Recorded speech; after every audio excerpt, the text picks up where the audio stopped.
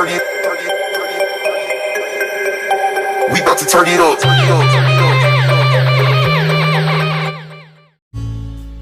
मैं धन्यवाद करता हूं फोटोग्राफी वेबसाइट pixels.com का, जिनके अपलोडर्स के कुछ फोटोज और वीडियो से मेरा प्रोजेक्ट पूर्ण हुआ है। तो आज का चर्चा का विषय निष्क्रिय गैस है। यह आवर्त सारणी के वे तत्व है जो गैस अवस्था में पाया जाता है, जिनकी अपनी अपनी उपयोगिता है। तो चलिए जानते हैं। इन तत्वों की संख्या 6 है, जो मॉडर्न आवर्त सारणी के 0 या 18 वर्ग में आता है तथा कई नामों से जाना जाता है। अक्रिय गैस, इनर्ट गैस, उत्कृष्ट गैस और नोबल गैस। और ये है helium, neon, organ, krypton, xenon और रेडॉन। इसमें हीलियम के एटॉमिक नंबर, वेट, सिंबल तथा अन्य जानकारियां दी हुई है, जिसे आप याद कर ले। तो आइए इसके कुछ उपयोगों को देखते हैं।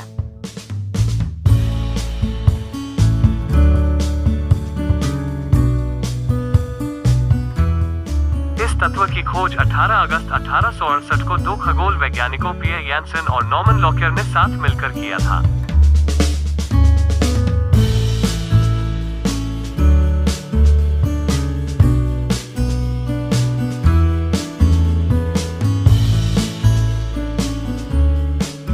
वायुपोतों में हाइड्रोजन के स्थान में अब हीलियम का प्रयोग होता है। यद्यपि हाइड्रोजन की तुलना में इसकी उत्थापक क्षमता 92.6% ही है, पर हाइड्रोजन के ज्वलनशील होने और वायु के साथ विस्फोटक मिश्रण बनने के कारण अब हीलियम का ही उपयोग हो रहा है।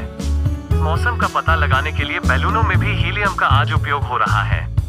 हल्की धातुओं के जोड़ने और अन्य धातुकर्म संबंधी उपचारों में निष्क्रिय वायुमंडल के लिए हीलियम काम में आ रहा है। औषधियों में भी विशेष दमे और अन्य श्वसन रोगों में ऑक्सीजन के साथ मिलाकर कृत्रिम श्वसन में हीलियम का उपयोग बढ़ रहा है। द्रव हीलियम का प्रयोग पदार्थों को अत्यंत कम ताप तक ठंडा करने के लिए किया जाता है। इसमें नियॉन के एटॉमिक नंबर, वेट, सिंबल तथा अन्य जानकारियां दी हुई है, जिसे आप याद कर ले। तो आइए इसके कुछ उपयोगों को देखते हैं।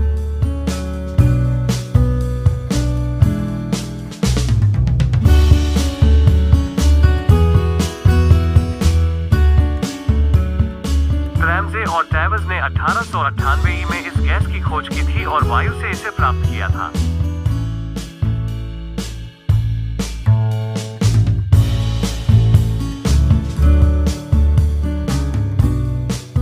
असाधारण उच्च विद्युत चालकता तथा प्रकाश उत्सर्जित करने की क्षमता के कारण नियॉन का उपयोग अनेक विद्युत लैपों तथा यंत्रों में होता है।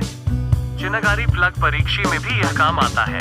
नियॉन नलियों में बहुत कम दबाव पर विद्युत विसर्जन से बहुत सुंदर लाल नारंगी रंग का प्रकाश निकलता है। अधिकांश गैसीय चालन तथा प्रतिदीप दीपों में विद्युत चालन के लिए नियॉन का प्रयोग होता है। अन्य गैसों को अवशोषण द्वारा निकालकर ही नियॉन की मात्रा निर्धारित की जाती है। इसमें आर्गॉन के एटॉमिक नंबर, वेट, सिंबल तथा अन्य जानकारियां दी हुई है, इसे भी आप याद कर ले। तो आइए इसके कुछ उपयोगों को देखते हैं।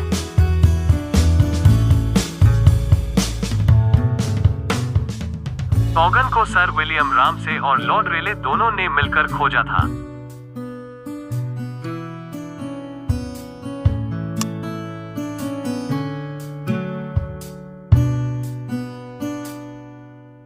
अक्रिय वातावरण की आवश्यकता होने पर अक्सर ऑर्गन का उपयोग किया जाता है। इसका उपयोग प्रतिक्रियाशील तत्वों के उत्पादन के लिए किया जाता है तथा वेल्डर द्वारा वेल्ड क्षेत्र की रक्षा के लिए और तापनदीप प्रकाश बल्बों में ऑक्सीजन को फिलामेंट को खराब करने से रोकने के लिए भी किया जाता है। इसमें क्रिप्टन के एटॉमिक वेट, नंबर, सिंबल तथा अन्य जानकारियां दी हुई है, इसे भी आप याद कर ले। तो आइए इसके कुछ उपयोगों को देखते हैं। इसका खोज सर विलियम रामसे और एमडब्ल्यू टैवर्स ने किया था तथा जेनॉन का भी इन्हीं ने खोज किया था।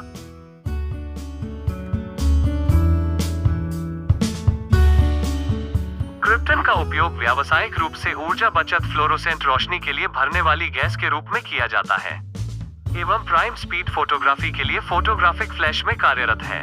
इस गैस को अलग अलग गैसों के साथ जोड़ा जाता है ताकि चमकीले, हरे, पीले तथा हल्के वजन के साथ चमकने वाले आकर्षक संकेत तैयार किए जा सकें। इसमें जेनॉन के एटॉमिक वेट, नंबर, सिंबल तथा अन्य जानकारियां दी हुई है, इसे भी आप याद कर ले। तो चलिए इसके कुछ उपयोगों को देखते हैं।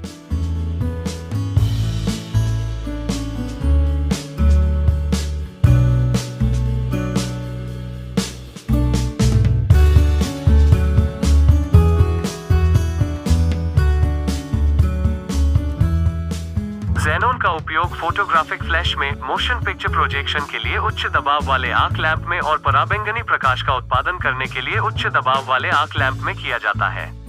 इसका उपयोग विकिरण का पता लगाने के लिए उपकरणों में किया जाता है, जैसे न्यूट्रॉन और एक्स-रे काउंटर और बबल चैम्बर।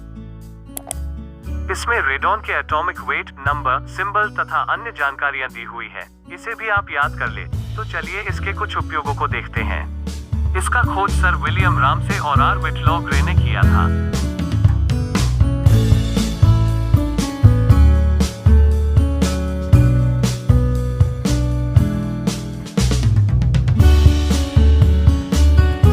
यह रासायनिक रूप से निष्क्रिय है, लेकिन रेडियोधर्मी है।